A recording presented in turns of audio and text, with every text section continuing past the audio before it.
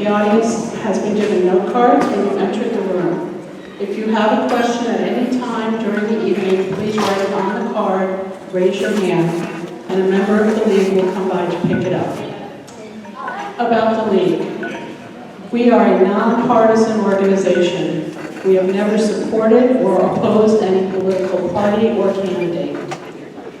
League members present here this evening are Sue Hesselgesser, Executive Director, Vivian Himmel, please stand up, timer, Liz Marr, who is handling the questions and note cards, and my name is Mario. I am the co-director of voter services for the league. The candidates night tonight is for the Huber Heights mayoral race. Our candidates are Jeffrey Gore, Anthony Briggs Jr., I beg your pardon, Albert, and David H. Wilson. There will not be a forum this evening for the Huber Heights candidates at large because only one of those candidates was available this evening to participate. All at-large candidates were invited to have materials here this evening. I believe they're located in the back. The Huber Heights Council at-large candidates are Nancy Burge, Rick Stan, and Chase D. Warden.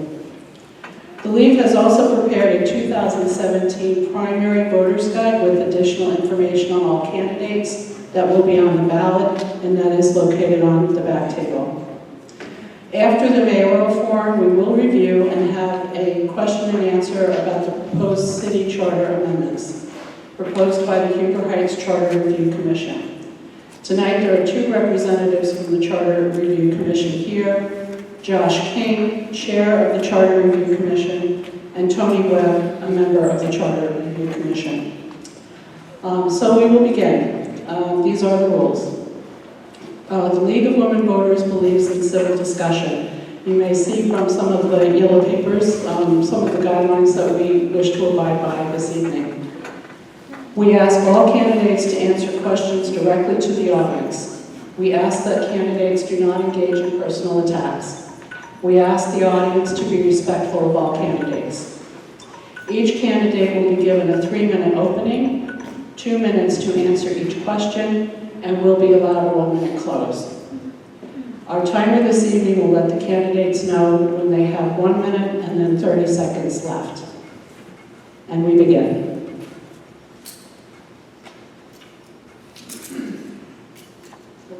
So just introduce the first candidate. Alphabetical order, left to right. Mr. Jeffrey Gore.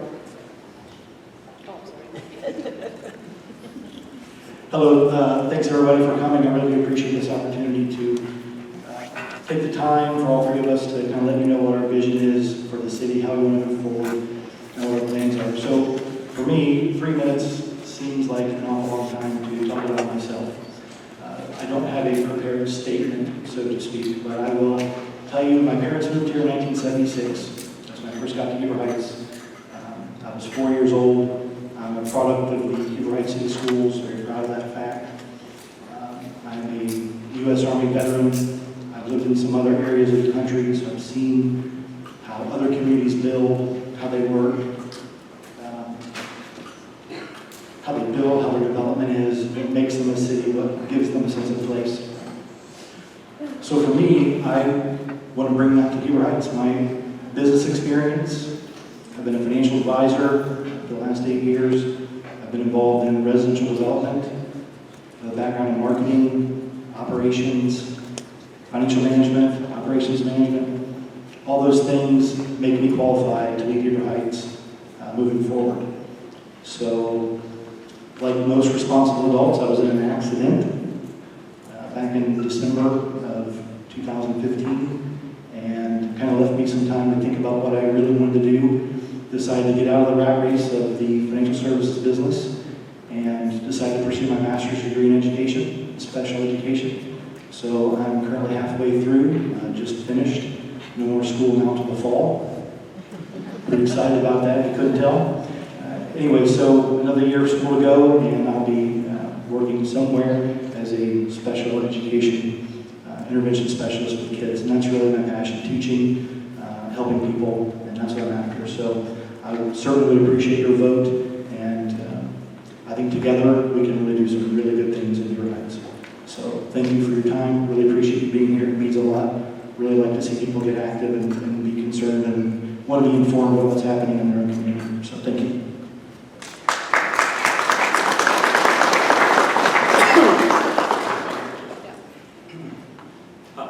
I would stand, but I don't want to break this sequence that one. My name is Al Riggs. Thank you for giving me this opportunity to talk to you this afternoon. A little bit about myself.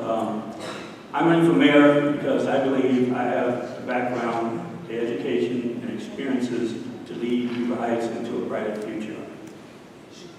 I have always had two goals in my life. One of them is to be value added. The other is to be a public servant.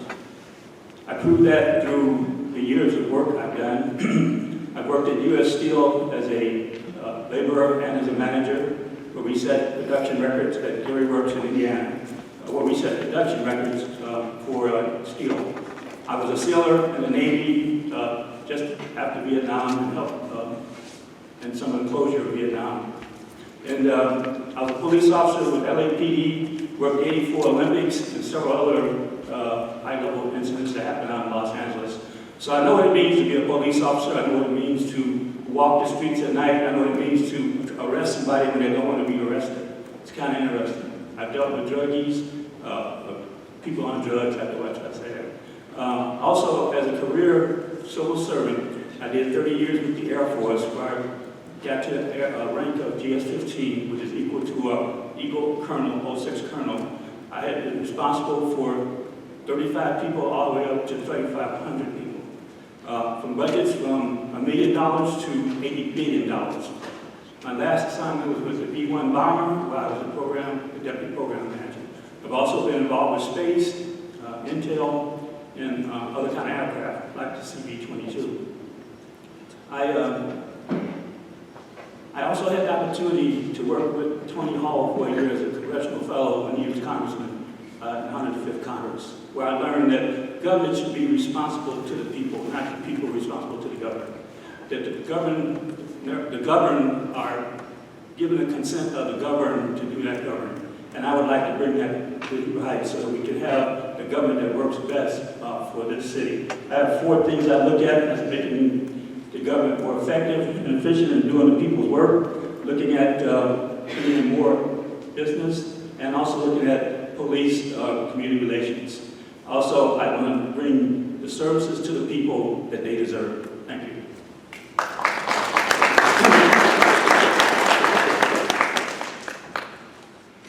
Well, I sit all day on my job, so I prefer to stand myself.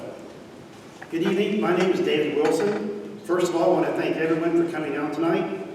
Huber Heights City Schools for letting us use their facility, and especially the League of Women Voters for conducting this forum. I especially want to thank my wife, Edith, for all her support. Without her help and assistance, my run for mayor would not be possible. As for my story, I moved to Huber Heights about 27 years ago. I married my wife in 1993.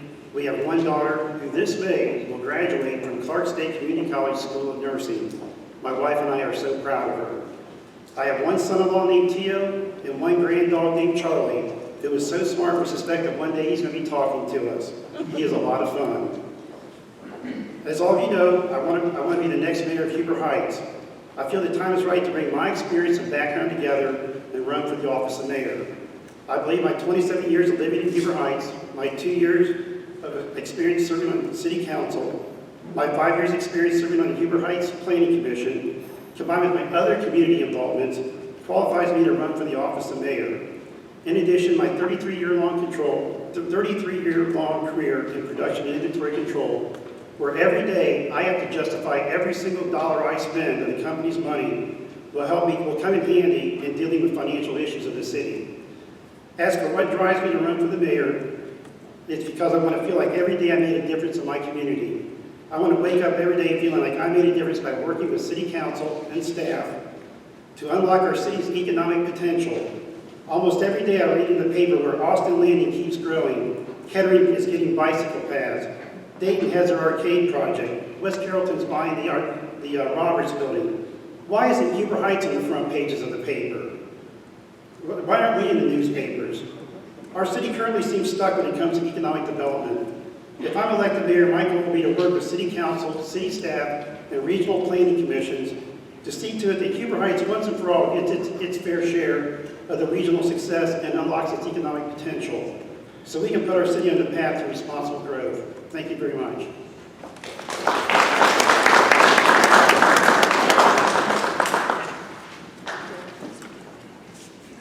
And now questions from the audience.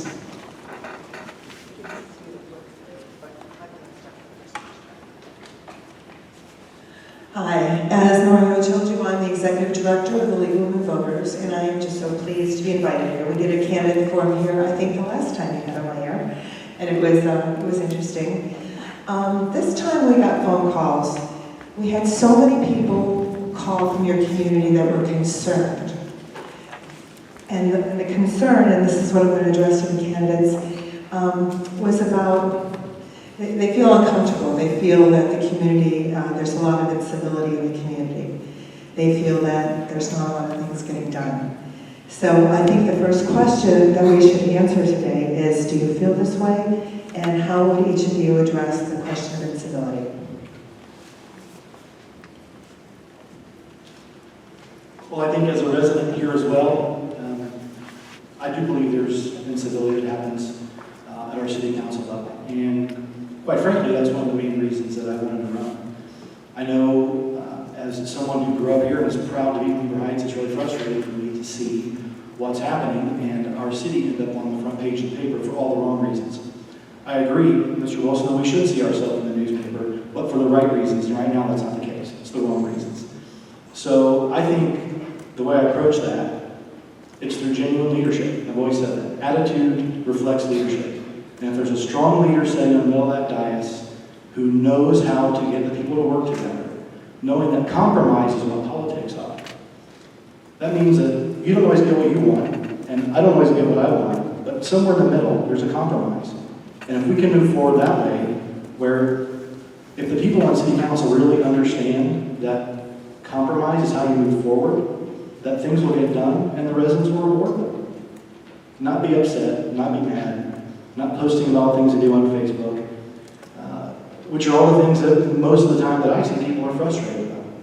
So for me, it's about leadership. The mayor's job is to set the tone. The mayor's job is to be a cheerleader for the city, not someone who brings divisiveness to the city. And I have the experience of bringing people together. I've got the ability to build relationships that it takes to make people want to work together to get the job done. And that's exactly what I'm going to do.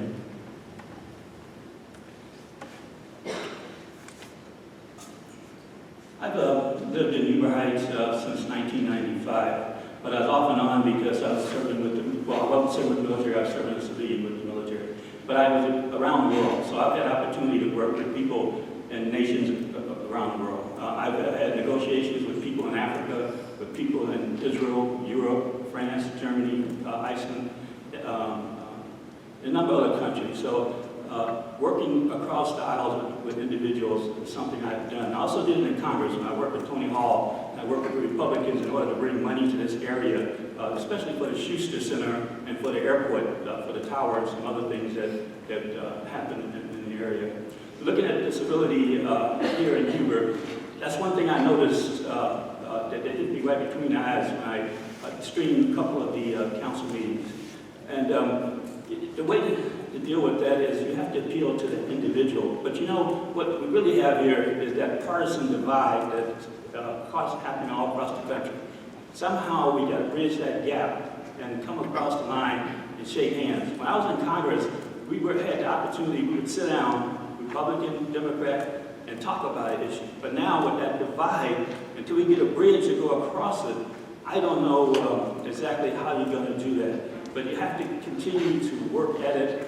And some people say that, simple, I'm going to bring them all together. Well, I've worked with people, and you just don't bring them all together. It doesn't happen like that. It takes a lot of work, it takes a lot of effort, it takes time.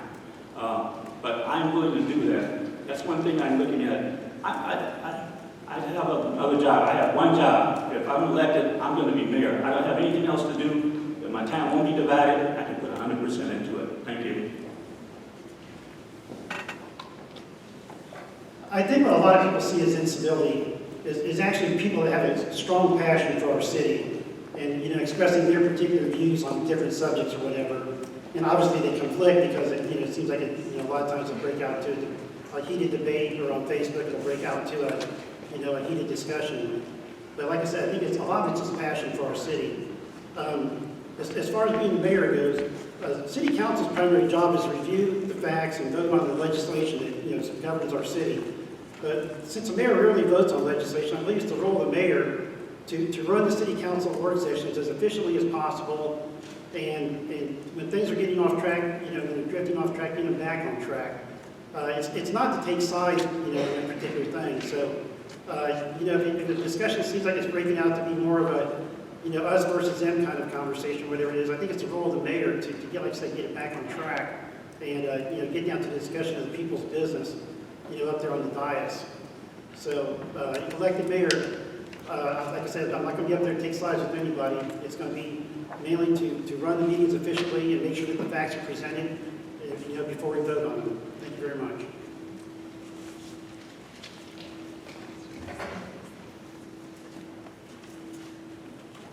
Thank you. All right, gentlemen, how do you propose to attract and retain commercial development?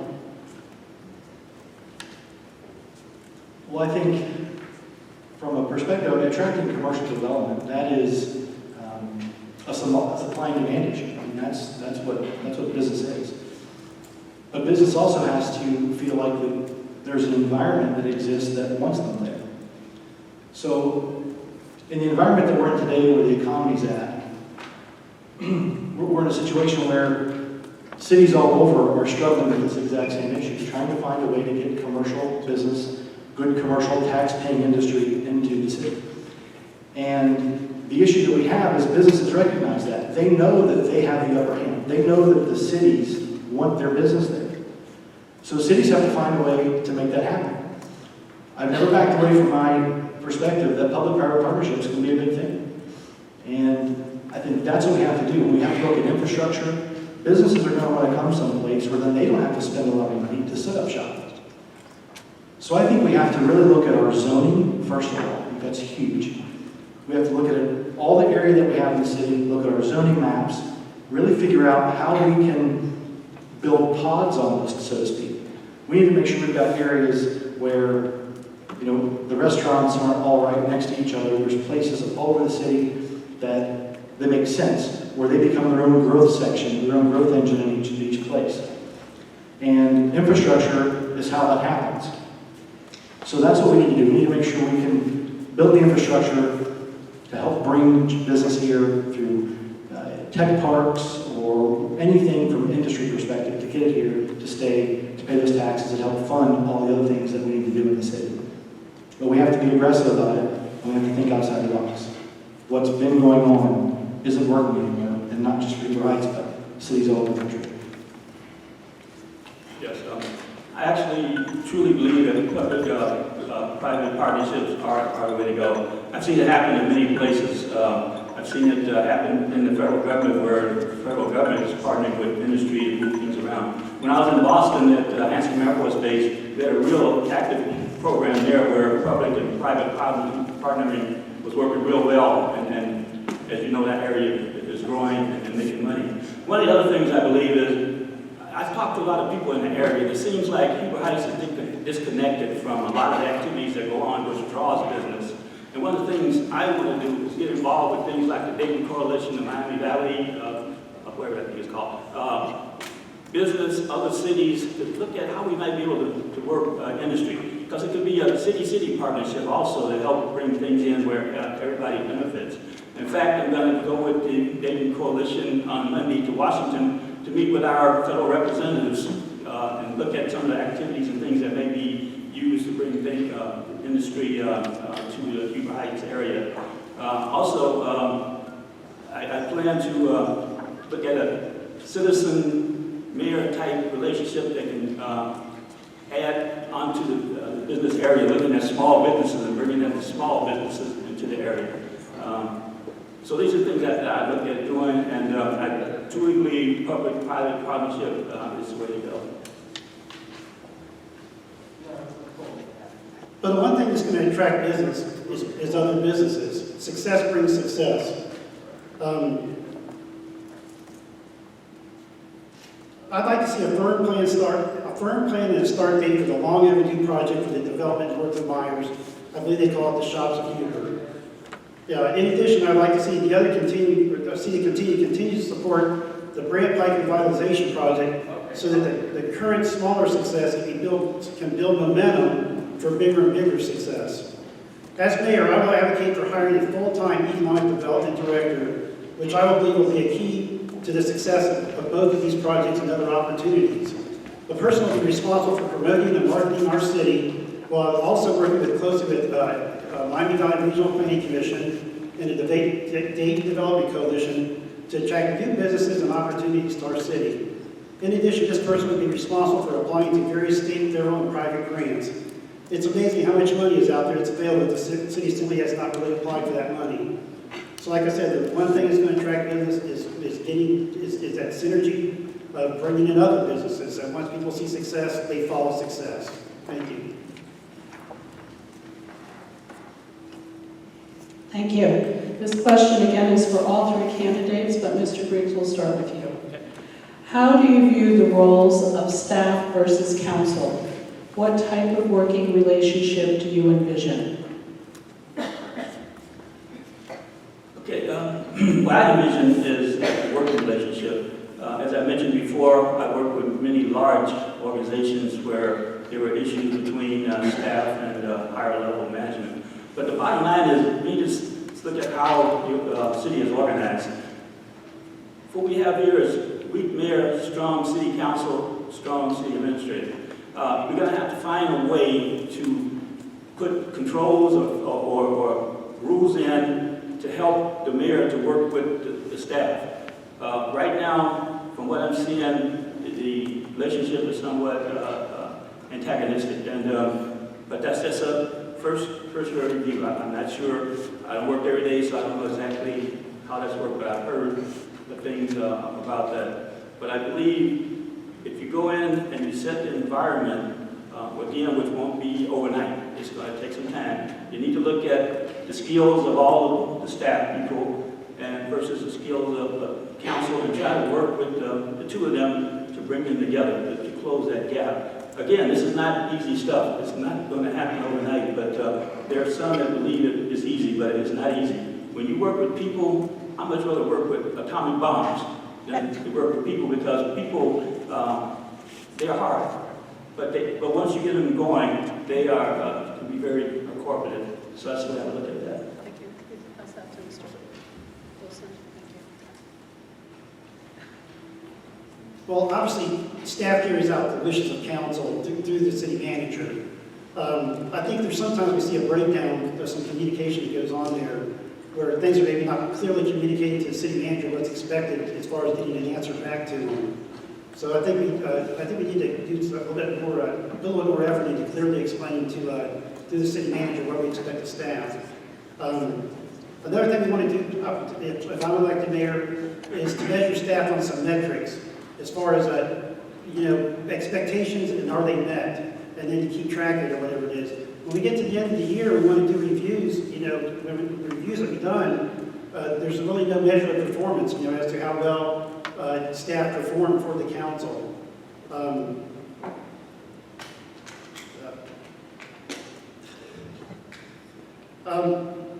I'll just end right there then, just make it short and sweet. Thank you.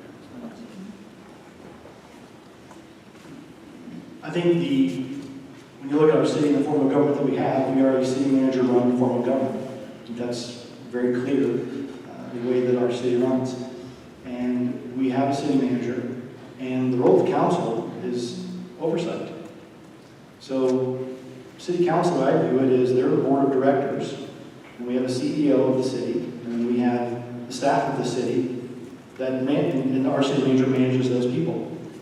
That's their job. They're there 40 hours a week, working for the people of Huber Heights. I think they do a fine job, I might add. And the job of our council isn't to dictate what they do, it's to run oversight on what they do. Council makes the city staff makes the decisions, They do the research. They make the decisions on what we should do. They bring it to council through the city manager. And then council makes the decisions whether that's good legislation, whether that makes sense for the people. So it's just really understanding what the rules are. And the mayor doesn't have a vote. The job of the mayor is to be the liaison between the city staff and council. That's how you make sure that things are happening, things get done. Is number one, by understanding your role, not overstepping your bounds, and creating an environment that people want to work in, that people are happy to come to work in every day. We establish that in Huber Heights, we will see some amazing things happen. I believe that 100%. Thank you. Will be, Mr. Wilson, you're up next. Okay. And for all of you gentlemen, what is your stand on recreational marijuana?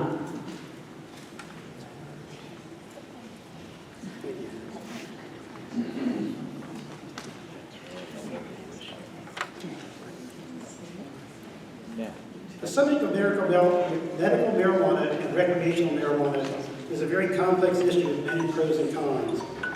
I like how people who need medical marijuana can soon obtain it legally without breaking any laws. I like the tax dollars that could possibly come to our city if we allow growing or retail facilities within our city. I like how the legalization will bring controls and legislative regulations to the marijuana industry, just like the repeal of prohibition brought controls and regulations to the alcohol industry. But what I don't like is how the current illegal trade in marijuana will focus their marketing efforts on our young people who are not eligible to buy marijuana legally. But what I especially don't like about medical marijuana is the negative effect it will have on the pool of qualified employees for our employers. Employers all across the country are having already a very difficult time hiring people who are drug-free. I've heard that even with just medical marijuana alone, our local employers will have an even greater difficult time finding employees that can pass their drug test. As for Huber Heights, I believe we need to put the issue of growing and selling marijuana within our city on the ballot. Then we will have a series of public forums and town hall meetings to openly discuss the issue. Fine, let's put it to the vote and let the citizens of Huber Heights decide. If the voters want marijuana growers and retail shops in their city, then bring it on. If they don't want marijuana, then I will expect and I will remind City Council to carry out the will of the people. Thank you. My opinion of recreational marijuana is, I was raised in an era when marijuana was just bad, period. Recreational, medical, any other kind of way, it was just bad. So I've had to grow over the years and look at it. But I still feel that legalizing and doing recreational marijuana is just another chip in the wall as we move towards distancing. I can't say the word, it won't come out. But as a society starts to decline, you get recreational marijuana now. Later on, what's it going to be? Recreational heroin or recreational or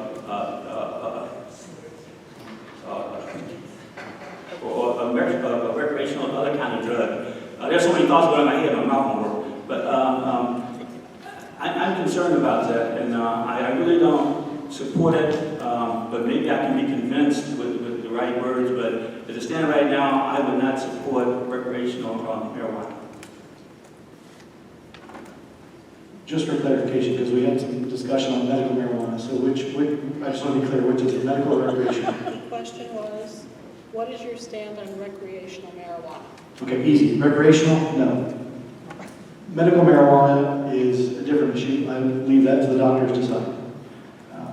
I've never been in a situation where I've needed it. I've never had cancer. I don't know what people go through and have those things, but if I did and I felt like I needed it, it would help me. I wouldn't want government telling me that that wasn't an option for me.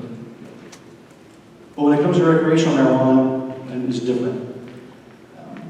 I do understand, I'm not stupid. I get that other places in the country are offering it, they're making it available. So I can have a moral issue against it, but if it becomes law and the state decides that's what we're going to do, well then the voters will make that decision. But me personally, I'm against it. I work in a high school, I work at Wayne High School. I talk with the teachers.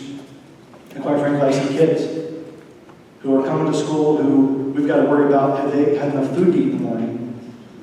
Have they had a good breakfast? I don't want to worry about if we've got parents out there who are spending money on pot, on weed, and the kids are coming to school hungry and can't learn. That's a very, very, very big concern of mine. So recreational marijuana, absolutely, personally, I'm against it. But I'm not stupid enough to think that it's not coming its way, that it's not coming here. And if that's the case, then the voters can decide. Medical, yes, recreational, no, until the federal government says different. Thank you. We'll start again with Mr. Gore. This is actually for all candidates. What are your thoughts and ideas on the city's 2025 plan?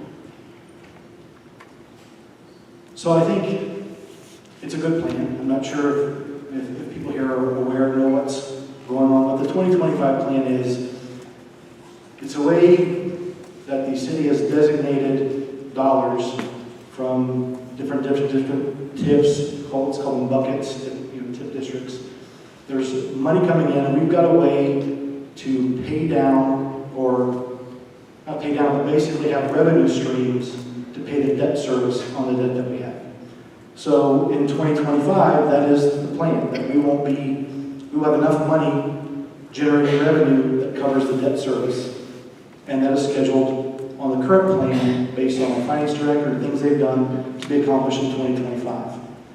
But what I also know, the way tax revenue comes in, it's not always guaranteed. We don't know exactly how or when some of that specific money is going to come.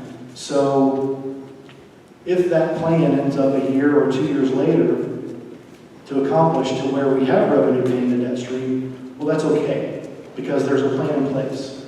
So when we talk about the debt that we have and how we're paying all this money, there is a plan in place. And there is revenue being generated to pay the debt service on the things that we've done, the things that we've built. So I think it's a good plan, but I think it's also a flexible plan.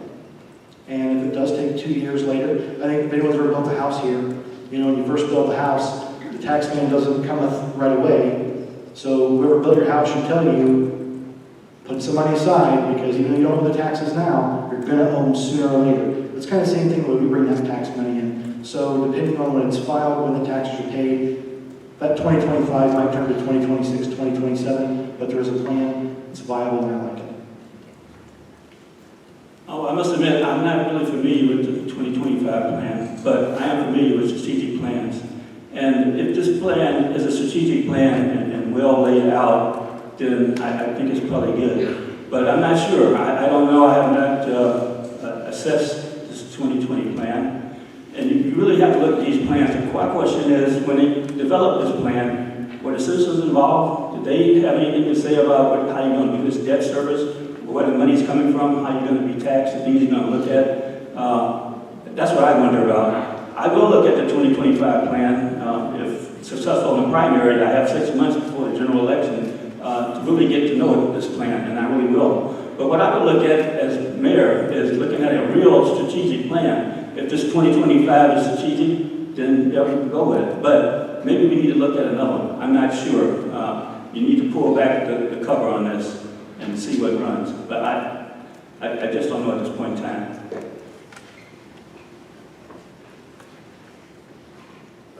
TIFs are a really good thing. They can do a lot of wonderful things for a city.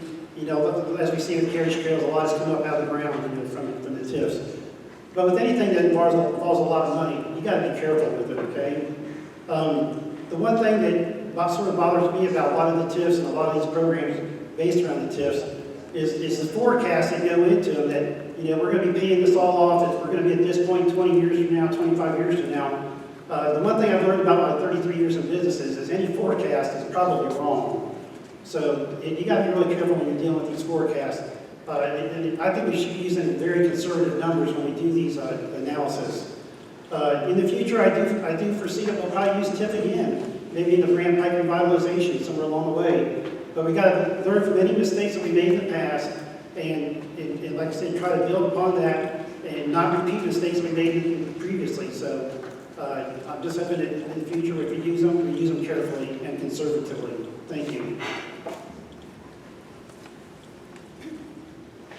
Thank you. And starting with Mr. Griggs, do you all believe the city should hire an experienced economic development director?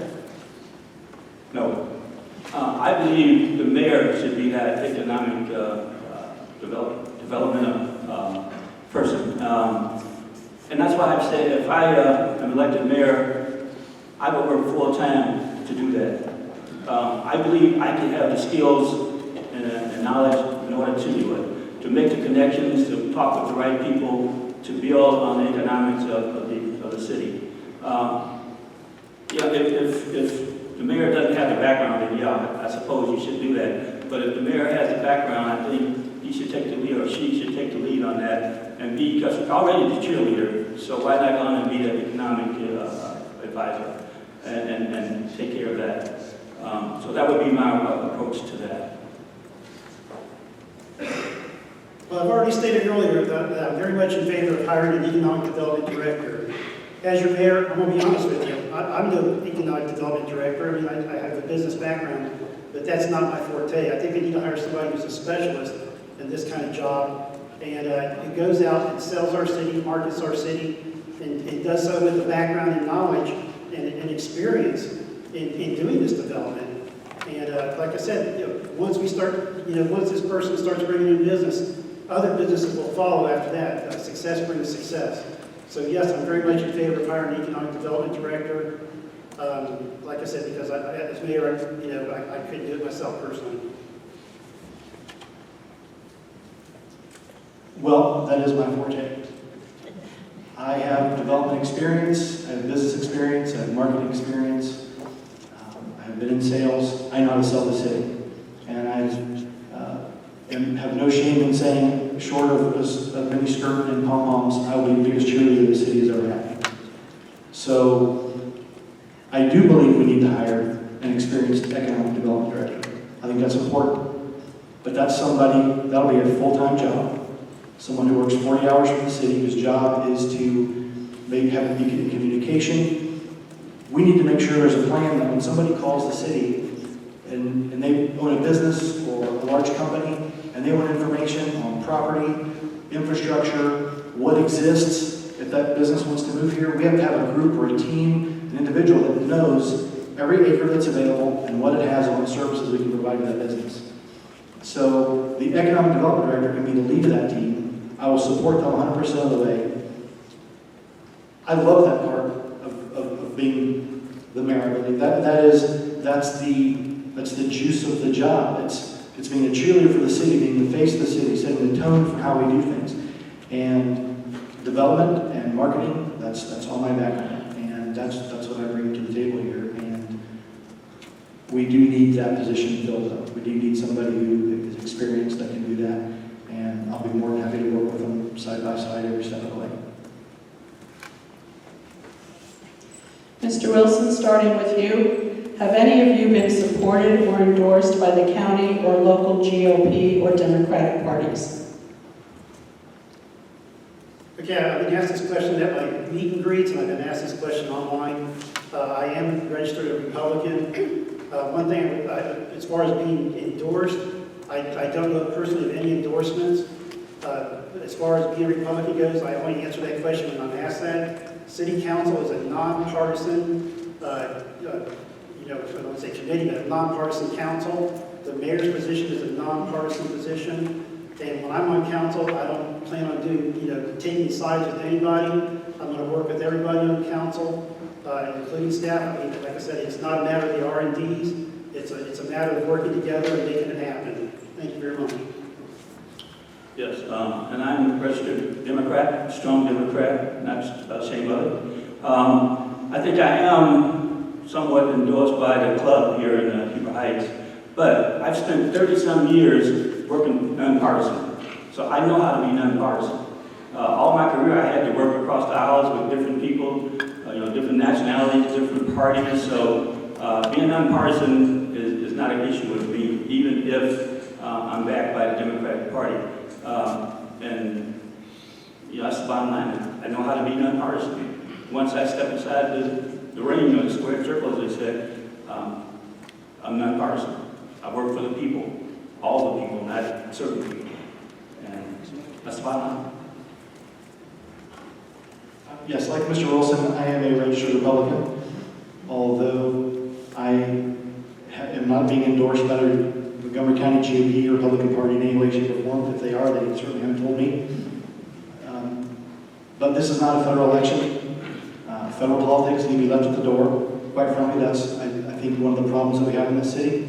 There is too much partisanship going on in an environment that should be nonpartisan. So I have relationships with people on both sides of the aisle, so to speak. I have lots of friends who are Democrats who are supporting me. I have lots of friends who are Republicans who are supporting me. I've proved that I can work with both. And the kind of ideas that I have for Huber Heights, those aren't Republican ideas, they're not Democratic ideas, they're Huber Heights ideas. That's how we move forward. So, thank you. Thank you. Starting with Mr. Gore, do you support the city giving over $13 million in taxpayer dollars to the continuing development of carriage trails? So I know this is a hot button topic, and the immediate answer is yes. There was an agreement that was made several years ago, and it's public information. Anybody can get the timeline and go back to 2001, 2002, when this project, known as Carriage Trails, used to be called Petro. It was a big golf course that was supposed to take place. The city put in roughly $6 million of infrastructure on a road that made it back in called the Road to Nowhere. And you have to understand the economics at the time. Once the housing market crashed, the city was really in a situation where they didn't, maybe they had some other options, but development, finding a way to build that out, certainly would have been the more viable option. It generates revenue, it generates taxpayers, it generates income tax, property tax for the schools, all those things. So there was an agreement that was made, and just because things become successful and things start working, I don't know that it's fair to come back and go, hey, we're done. I think the agreement was made, we support that agreement, we finish it out, and I think everybody could be able to agree that the more development that we have, the more houses that are built, the more taxpayers we have, that's a good thing for the city. And what does need to be said is there is somewhat of a worry that eventually when new houses start to take effect there, or when the people that live there start deciding to sell, the need for new development might not be as much. So since we have a shortened window of those 30 years to get that TIF money that comes in, we need to build as much as we can, as fast as we can, to generate as much revenue as we can. So in short, in 2 minutes, yes, I am in favor of that. And I think we should continue until it's built out and honor the agreement that the city made. Yeah, I'm in agreement also, knowing what I know about the situation. In the military, we have something called, what were they thinking? If you look at what happened back when this first started, we don't have all the facts and figures that were presented to the individuals who made the decision to start off on this. So you can't really fault them for that. What we need to do is step off for now and move forward on getting this thing corrected or straightened out. And the best way, I believe, is what the council did, and that was to approve and move forward on it. But now, looking at that, what we need to look at now, because when we're doing contracting, we need to really pay attention to our contracting, and so that we can get the best contract we possibly can. But again, with that being said, you look at something today and the figures and the facts that you have, say, oh, this is a great idea. 15 years down the road, somebody will say, what were they thinking? So it's just, you try to make where you are work. You try to get the best contract you can. You monitor the contract, you watch the contractor, and make sure that it stays on schedule as best as possible so that you don't have to do this type of thing. But at this point, I agree with it. Back in 2010, when I was on city council, I had the privilege of voting for one of the carriage trails contracts, and one of the contracts that pertain to carriage trails. On that day, that was one of the proudest votes of my whole career when I was on city council. To think that what we voted for, and it got carriage trails, going, and what came up out of the ground was simply amazing. But back then, when I voted for it, I never imagined that we'd be in 2017 still voting on amendments, that would, continue to support this project. I really thought at that time that, I voted that it would eventually be self-supporting and not need further assistance from the city. And like I said, just be self-supporting. Back then, I voted yes, I was proud of it. Right now, I question how much money we do give, that we keep putting into this every time there's an amendment that comes around. So, like I said, I was for it then, but as time goes on, like I said, I just really thought by now that it would be ended. And there's no other development in Huber Heights. Lexington Manor and the Artisan Walk, they're not asking for any money. So, why is this carriage trail to continue on and on and on? Like I said, I thought it would become independent eventually.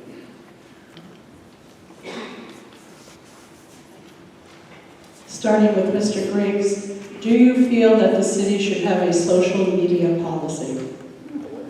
Social media policy.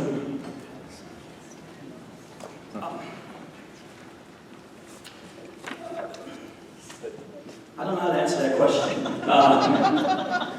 Good answer. In what way? I think social media is good. It depends on how it's used. It's not the media, it's the person using the media. I like social media. At first, I was real hesitant to use it. When I was working with the government, they gave us okay to use Facebook and Twitter and all that, and I didn't touch it. I only started touching it when I ran for mayor of Huber Heights. But now that I'm running and I'm using Facebook and Twitter and other social media, I like it. I think it's smooth. The way you can communicate with people and see what's going on. So as far as a policy, I don't know what the question really means, I'll be honest. I don't know, so I'll pass on. But I like social media. Well, actually, until that question, I never really thought of a social media policy for our city council. It just seems such an ingrained part of our council to be on city council, to be on Facebook and all these other different things. And I should say, go at it. Like I said, I never thought. So I'd like to see the details that would go into a social media policy and just how you don't want to limit free speech with any kind of policy like that. But also you want to also maybe curve. What our arguments, they're breaking out into full-blown arguments on social media. I think it paints our city in a bad light. So, yes, I would be definitely interested in listening to the pros and cons of a policy and seeing, what the details are in any kind of policy like that. Thank you. I'm not for limiting free speech in any form or matter. I think social media, Facebook, Instagram, Twitter, whatever voice that a council person decides to use to communicate with constituents is a good thing, and communication is always a good thing. What I prefer to see is that we have city council members who know how to use it responsibly. Thank you. Starting with Mr.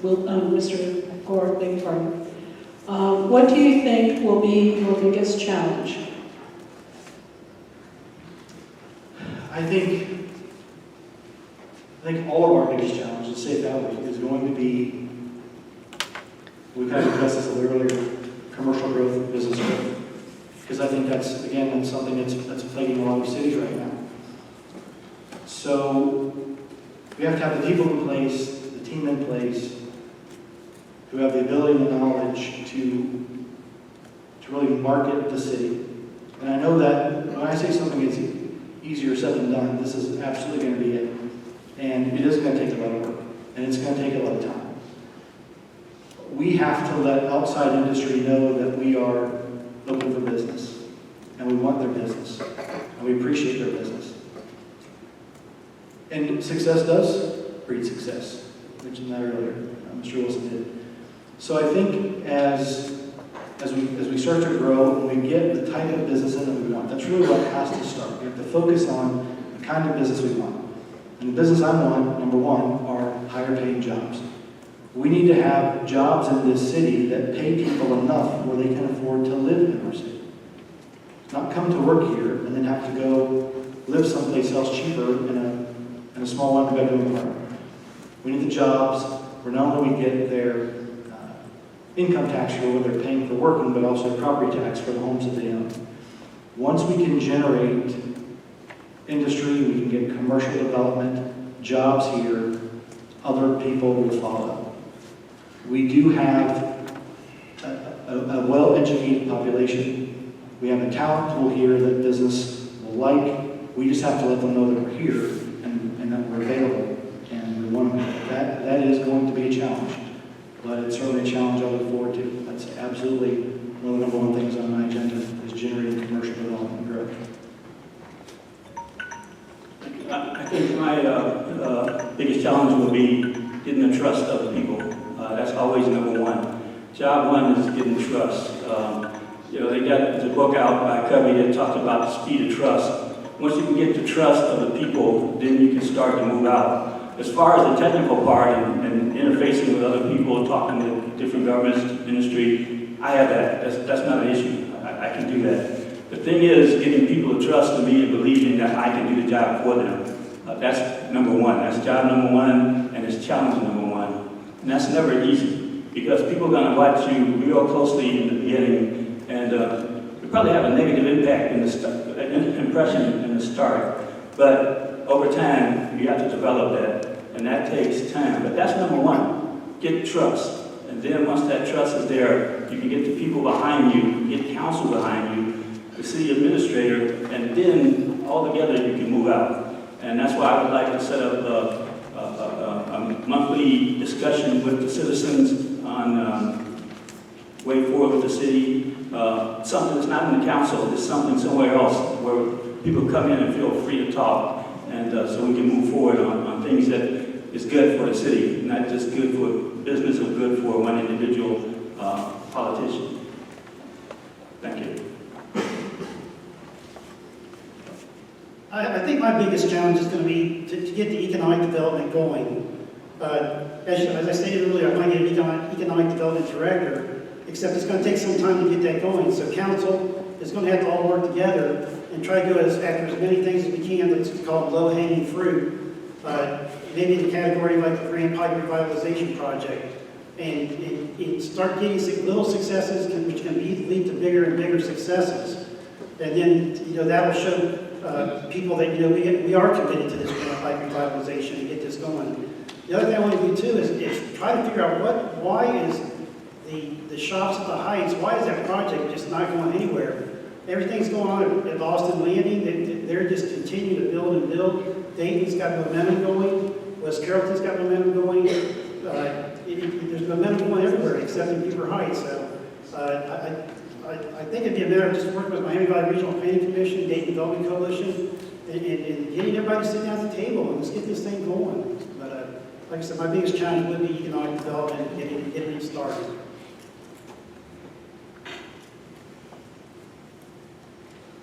Thank you. And our last question of the evening, we've had a wide range of questions from the audience.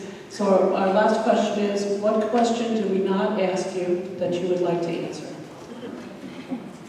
I forgot where I started with. Okay, so Mr. Graves. Question one more time. What question do we not ask that you would like to answer? What didn't we cover? What didn't we cover that you'd like to talk about? You're pretty thorough. Good. I guess the question I would like to get is what expertise do you bring that make you think that you can help with the economic development? Well, bottom line is, as I said, I've worked in Congress where I've worked with a number of industry and bringing industry into the Dayton area, looking at bringing funds into the Dayton area. And other activities, I've done that. I've worked with a lot of people in Montgomery County, a lot of people in state, and I'm looking at if becoming mayor, working more with our cities that are in the area next to us, trying to develop some type of partnership. And I believe all that coming together will help Huber Heights become the center of the spoke. Is what I see is Huber Heights being this thriving center of the spoke of all the cities that we touch in our geographical area.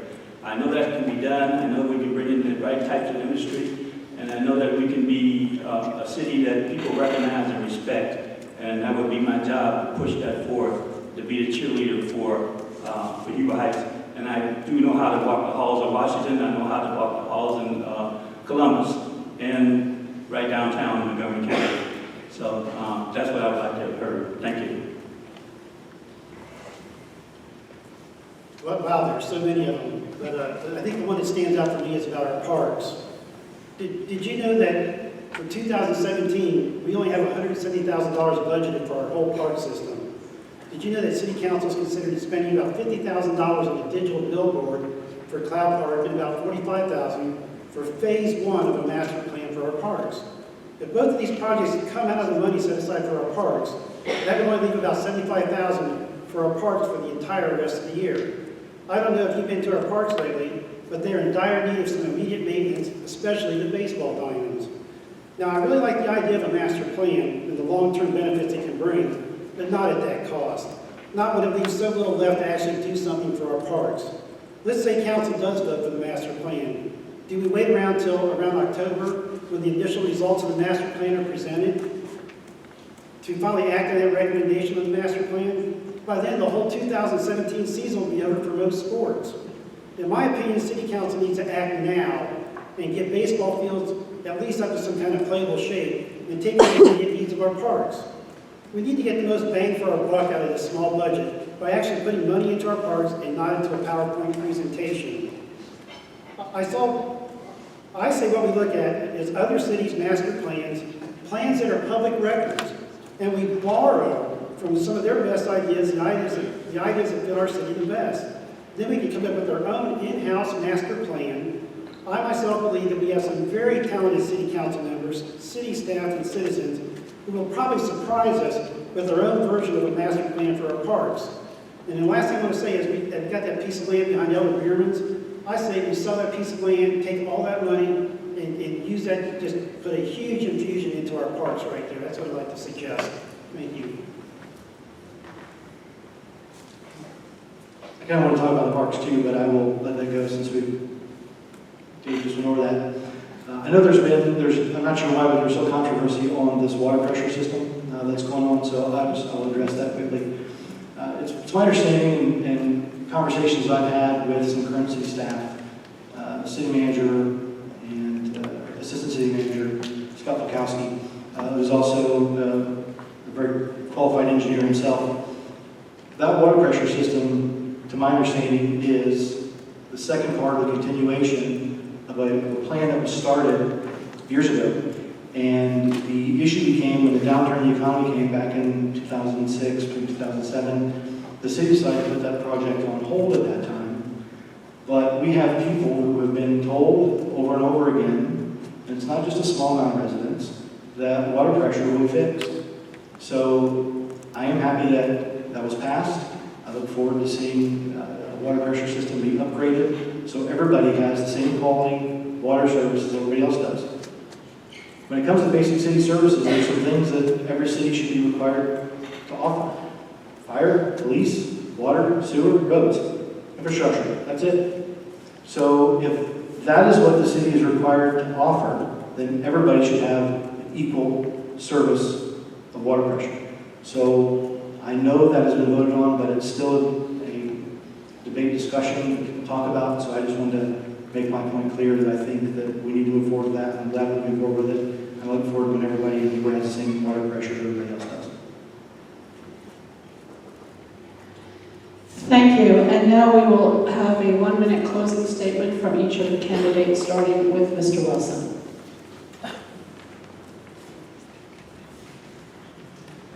Once again, I want to thank everyone for coming out tonight, Huber Heights Schools, and especially the League of Women Voters for holding this forum. I want to thank my opponents, because without them, we would not be having this forum and this discussion. I think the real winners tonight are the voters of Huber Heights because they are more informed now. Before I close, I want to say, when I started this journey to run for mayor, I didn't totally know what to expect. Along the way, I met dozens of people willing to share with me their stories and passions for Huber Heights. Our city is blessed to have so many people concerned about the future of our city. It is truly a pleasure to get to know each and every one of you. Once again, if elected mayor, my goal is to revitalize our parks, unlock the economic potential of our city, and put Huber Heights on the path to reasonable growth. In closing, I want to say I'd like to challenge everybody to come out to a city council meeting, a city council work session, a city council meeting, or one of our board meetings, and come out and just see what goes on.